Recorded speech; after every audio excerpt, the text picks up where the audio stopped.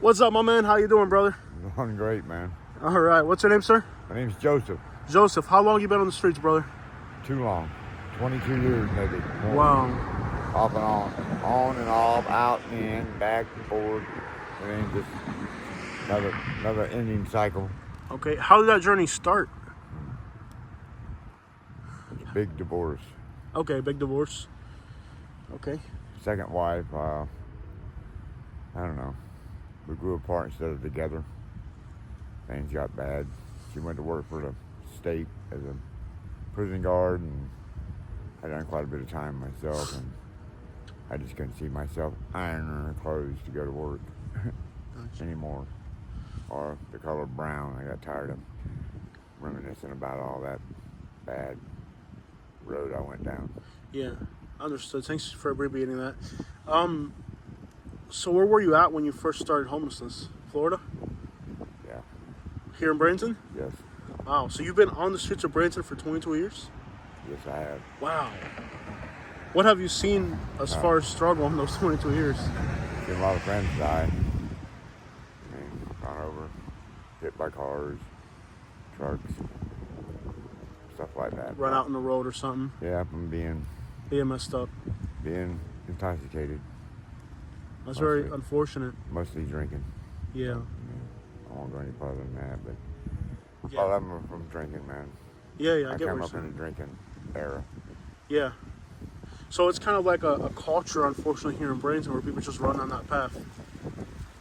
They get stuck on that wheel, man, and can't get off it. That's the problem with this place. Yeah. I mean, they got places for you to go, and people get adapted to that. Take me by my hand, and let's go here and go there and do this and do that and eat and bathe and clothe. They get caught up in that cycle, man, they can't get off of it. Wow. They become accustomed to it. Why so much? I mean, you got beaches here. Why so much? I mean, you got beaches, good weather. A lot of people have been give up on, man. With nowhere to turn to, nobody to trust anymore. Don't have any faith in anything as far as self-value or gratitude or decency about themselves. They figure, well, hey, they're going to shun me. They'll shun me all the way, I'll be the outcast and break me. And a lot of them stay in the stupor where they don't want to remember anything. And could care less what people think of them. Right now, you got an injury. Yeah, I got a bad injury. Okay. What led to that? Got in a car wreck. Got ran over. The guy didn't go anywhere. He stayed there, but I'm in the middle of a lawsuit right now. I really can't elaborate much on that. Yeah, please don't. Yeah, if it's legal, you can't get into it. That's very smart. Gotcha. But, So, it was a bad accident. Yeah, he tried to kill me, man. Gosh. And, So you're out here hurt. Yeah. Man. I got insurance, but they say I do, but then again, I don't think I do. I think they canceled it, so I don't know, man. It don't matter. Understood. I ain't long for the world anyway, I know I ain't. Where were you born originally? I was born in Fort Myers, Florida. For my baby. Haven't been there in quite a while. All my people's buried there. My mother isn't. She's buried in Gainesville, up there, up above. My mother's buried in Naples. In Lake Butler. I'm sorry to hear that. Lake Butler's a crazy place, man. Stark in that area. Yeah, man. She lives off of State 100. Whoa. 100. That's like the backwoods right there, man. That's where they got them prisons. A little Brooker town, yeah. Yeah, man. So you were born in Fort Myers, man. Go figure. I spent 20 years of my life in Naples. My mother-in-law lives in Fort Myers. My little nieces. My mom's sister lived in Naples. She sold her property. Yeah. Just her property alone was over $1 million. Oh, yeah. A piece of land. A piece of land by the water in Naples is $3 million. Just a piece of land, quarter acre. Yeah. She had a nice home. 2-car garage. It was nice. She sold it back in the 70s, man. Yeah. Got that out of it, But, she got that. Moved out of there and moved up to where my mom was, up in that area. Lake City, around there. Yeah. So, born in Fort Myers, What high school did you go to? Cypress Lake.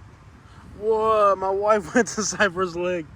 No way, man. That's off of Gladiolas, back that way. Yeah, it's old school. Yeah, man. My wife went to Cypress Lake. She went to Dunbar too. I lived down almost to the bridge. Went over the causeway to By Summerlin, yeah. Sanibel. I lived off of.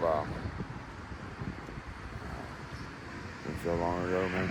I lived out in a little subdivision off of not Summerlin. Gladiolas, Summerlin. Gladiolas. Yeah. Gladiolas. Yeah, I used to date a girl and I lived up in the trailer park up there on Gladiolas. That place with the hurricane in was 9 feet underwater. My mother-in-law's place was on 41 in Gladiola, so she had 4 feet of water inside. We lived off of Water Lane, down off of John Morris Road. Oh yeah. Just back from there. It goes to Bunch Beach. Oh yeah. You remember Bunch Beach? Oh yeah. Tell me a little bit about that beach. What's? They called it. Yes, yeah, I know. They called it the N word, but you know what I mean. The Black Beach. Yeah. Well. Yeah. The Black Beach. Yeah. But did you ever see a lot of parties down there, man? How old are you? I'll be 64 in January. 64. So when you were a little kid, that beach would have been segregated, or no? Not quite. Yeah, they burned it all out, man. What? So when you were little, that beach was like it was only for black people. Well, only black people went there because yeah, but they couldn't go to Fort Myers Beach. They had to go there. Something like that. Yeah. Because everything down there was like in ruins, all burnt out, you know. Yeah.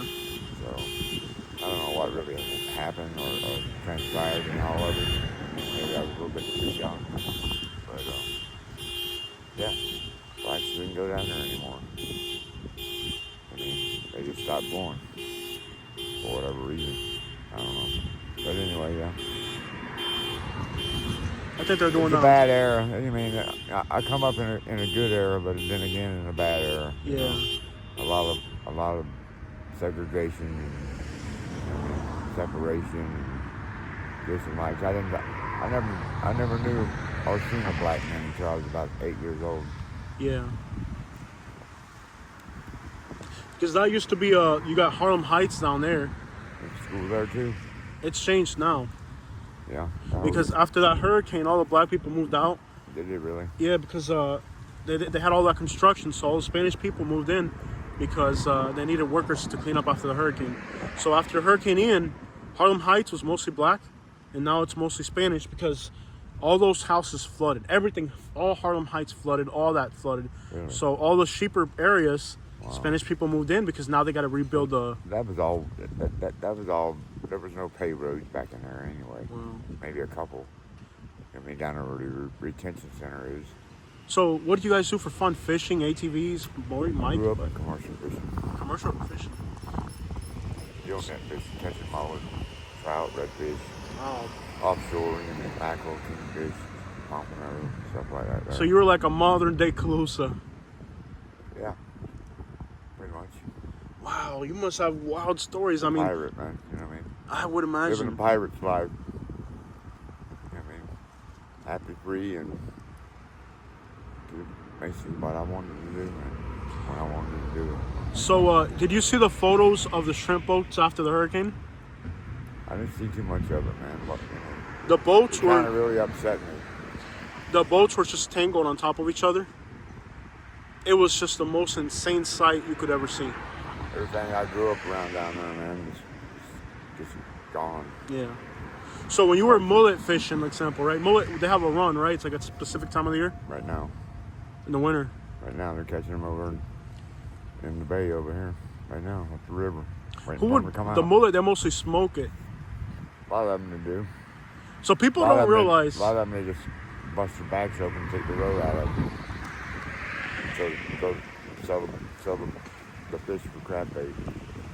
So a lot of people don't realize the mullet is actually really good meat.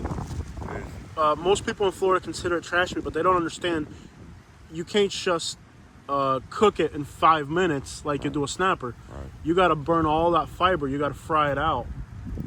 So a lot of people consider mullet to be garbage fish, but it's actually pretty good eating if you cook it right. Yeah, they say it's baked fish. Yeah. good though. What would they pay you to go mullet fishing? Well, you get paid in shares. You know what I mean? Nowadays you do, but back then you got paid in shares too. But you get 10 people on a boat, pull them the first thing up on the beach, St. Pete Beach or something. You got to pay them. You got to pay. I mean, each individual. I mean, a third, or eighth, or fourth, or whatever they're worthy of. You know what I mean? Yeah. But it pretty much all panned out. I mean, me growing up as a kid, I'd go fishing when I was 8 years old, man. My dad would let me, and he'd tell the captain, say, man, don't let nothing happen to that boy.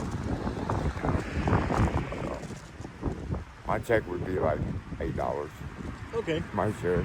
For a day or for the whole catch. For the whole catch. Shoveling the fish off the scow onto the dock, to the conveyor. Yeah. Watching them, sorting them out. And all So that shit. back then, I think it was in '82 where or the late '70s where the Florida Wildlife came in and started making more restrictions. Well, yeah, it was about that era. I'd say about 80, yeah, about 81 to 83. They started buying commercial fishermen out, telling them to get rid of their gill nets. No more gill net fishing inside the line, which is in the back bays and back inland waters and stuff. So, you know, they gave me $10,000 and said no more gill net. Oh, they paid you a little They bit. had to pay him something, man. Yeah. That wasn't no money though. Didn't go far. They had 5-10 times that in all their equipment, you know. Oh, I bet. They had to get they couldn't use the nets no more. They had to burn them or they're trash.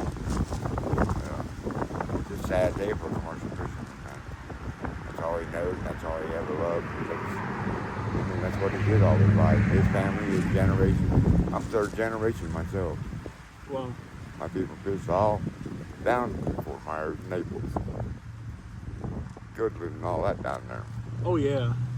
It's gone. I mean, there's no fishing left. It's the red tide, the contamination, the golf courses off run from the golf courses. Shrimping's done. They got all these cultured places, culture and shrimp.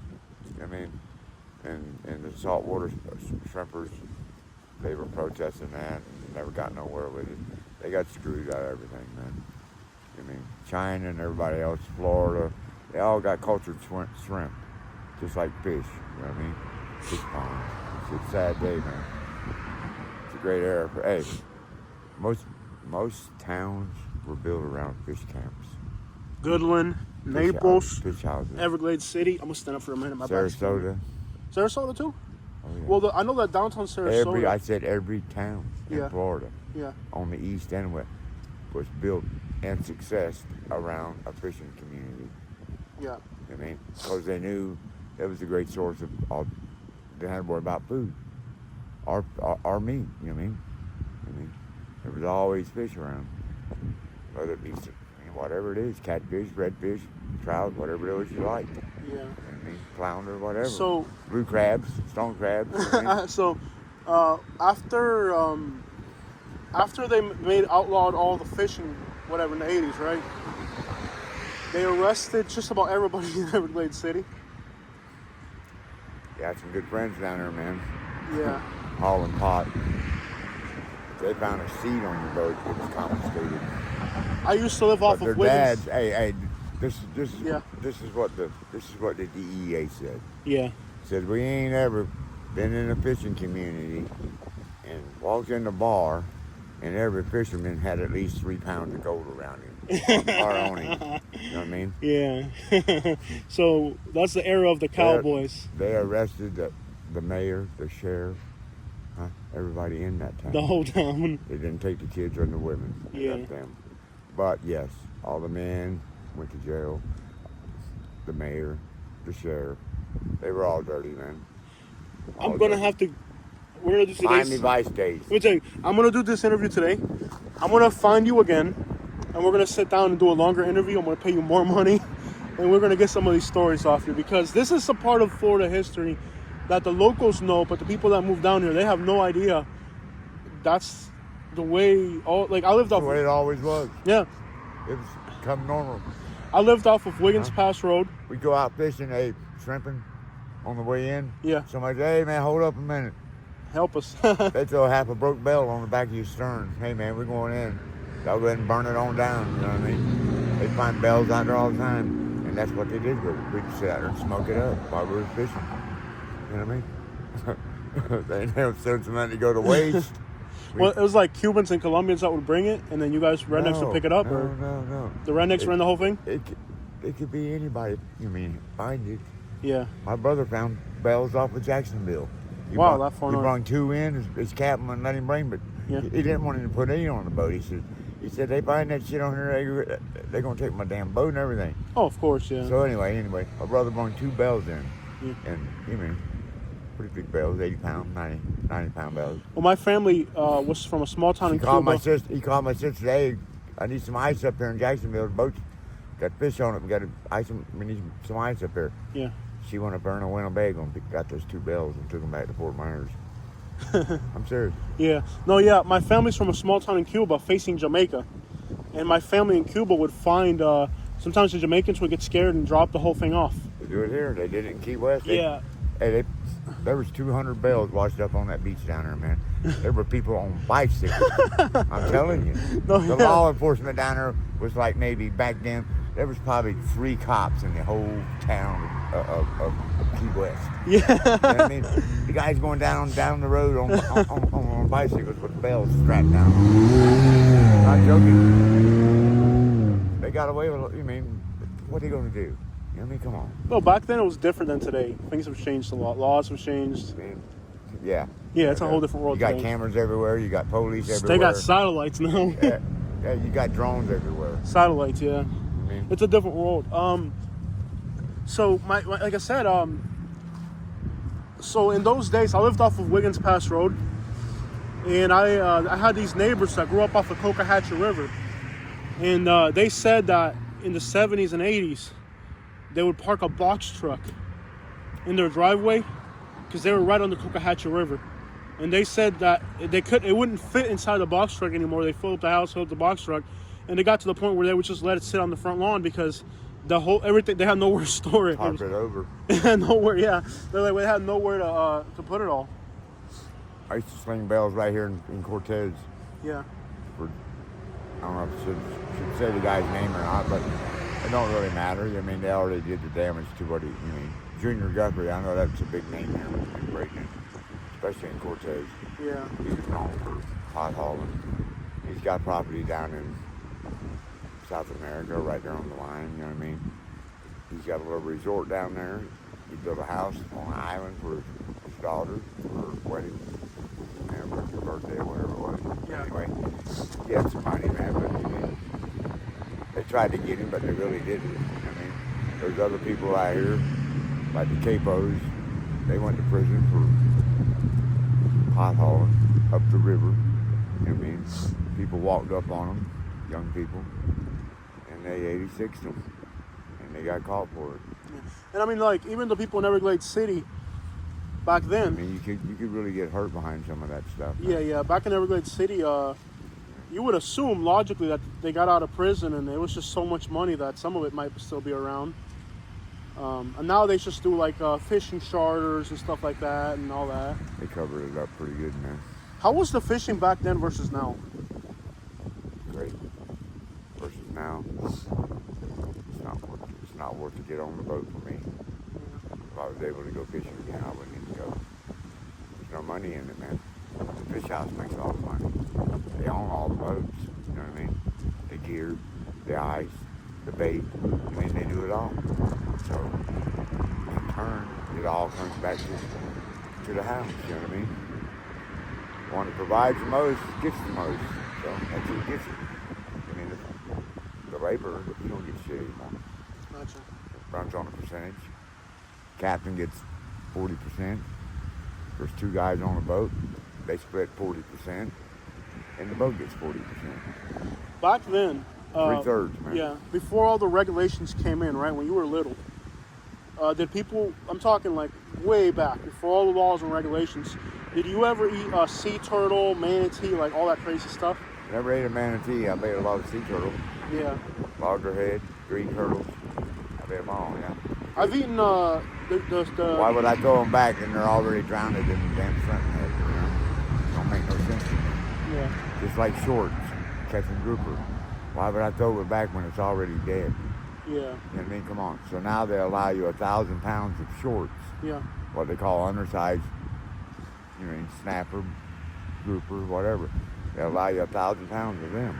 That way there, it ain't being wasted. You know what I mean? Yeah. It's just, I used to work it's just being able to be eaten. Yeah. I used to work at a butcher shop in Naples when I was like 18 years old or whatever. A lot of under the table shit.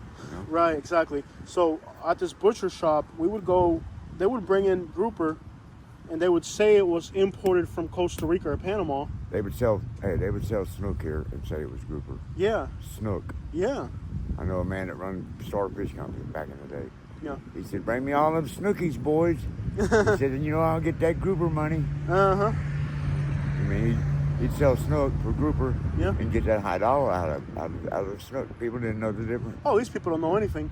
But when I worked at this is not, you're talking decades ago, right? The stuff you're talking about is way back. Oh, yeah. I'm in my 30s, I'm talking 15 years ago. The grouper that I would butcher was supposed to be coming from Costa Rica or Panama. And that's the way they labeled it, right? Right. It was all coming from here in Florida. And we're talking 15 years ago. Right. Yeah. Hey, man, industry has a way of changing anything. Yeah. Any way a man can make a dollar, there's a rule that says you can't do it. There's a rule that says you can break it and go around it, too. Yeah. If you're smart enough. Yeah. So, brother, is this area here your usual area? Yeah, that's where I'm going to come back and find you again. I don't have a microphone on me. I'm not going to be far because you're limping, yeah. I'll probably have to go to the emergency room in the morning. Okay. Catch the bus, Okay. But we'll see each other around town. You see the truck that I'm driving, the red truck. When you see it, we're going to have to link up again because I want to get more in depth. I feel like you have so much history being from this area that I want to actually do a proper interview, not out here at night when it's windy. I understand. But it's been a pleasure to meet you. It's fine. Yeah, we're going to link up again. I don't know if you have a phone I can exchange with you or... No, I had a phone and it's dead. I dropped it face down. I didn't have a cover on it. All right. I think, well, we're going to link up again. I've been trying to get a phone, man. I'm saving up for a phone right now. Yeah. And $102 out the door at Walmart. I can have me another phone ready to go and being able to, call and all that. Which I really need a phone bad because my lawyers, I have no other way of contacting my lawyers. And we're getting ready to go to trial here in my case. But hey, how you doing, buddy? I really need that phone. Give me 1 second. I got you. What was it? Give me 1 second, bro. I got it. How you doing, my man? Hey, bro, you got food already? Say what? You got food already? You got some food? I'll take some. Okay.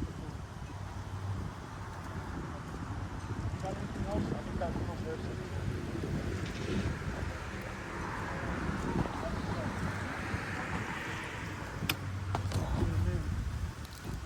It's all trash, man. Right there, man. You got some food for you. All right. Gentleman, thanks, right there. You got some food. Thanks, man. Hell yeah. I don't pass up food, man. No, you can't, man. I'll take food for a little money. Yeah. I will. But anyway. So, do you have an email address that your lawyer can email you? That's one thing to do it too. Yeah, I got it. Want it? What? Off camera, I'll get it, so we can stay in touch. All right. What I'm gonna do is I'm gonna get your email off camera, and then I'll have Gotta get a phone first. I gotta get another phone first. Yeah, but I'll get your email and we'll work something else so we can stay in touch. I want to interview you properly. I really do. I don't know when I'll have a phone.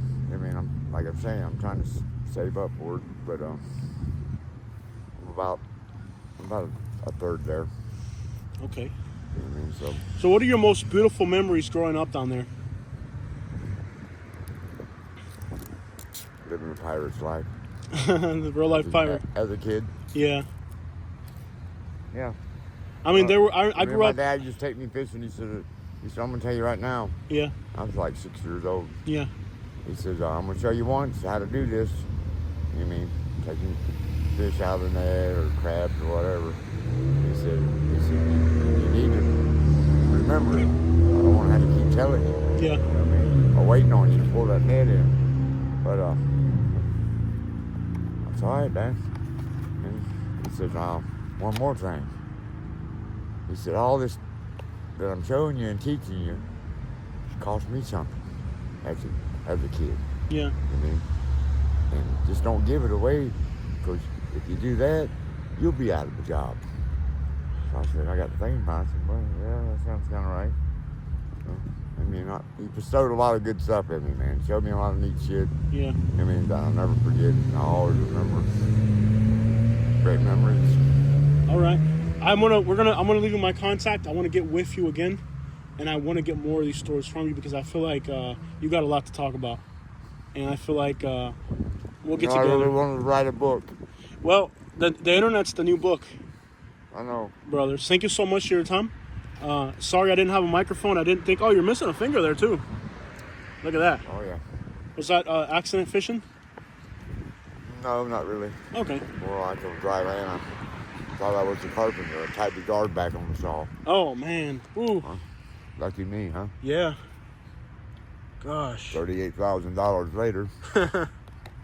They tried to sew it back on. They took a vein out of the back of my ring finger here. Yeah. Sewed it back on, and then had to get a suck prime on that vein they put in there with a reach. Severed into the thumb, but it didn't take. But anyway. All right, yeah, brother. that was that. But yeah. We're gonna link up again for sure, okay? I had a lot of good times out on that water, man. I bet, man. We're gonna link up for sure in the future, okay? I'm gonna stay in touch with you. Beer Can Island. Yes, sir. David Guthrie used to own that island at one time. Yeah. The pot man. Mm-hmm. I flung bells. He'd come to our house. Hey, Captain Alfred, can I borrow your boys tonight? There's like 5 of us. He said, you gonna pay them, ain't you? He said, yes, sir. He said, I got some money here for you right now. And then my dad had an envelope. I never knew what was in it. I'm sure it was quite a bit of money. But, that'll be for the next episode, okay? It's been a pleasure to meet you, sir. Let's we get go swing those bells over. Yes, sir.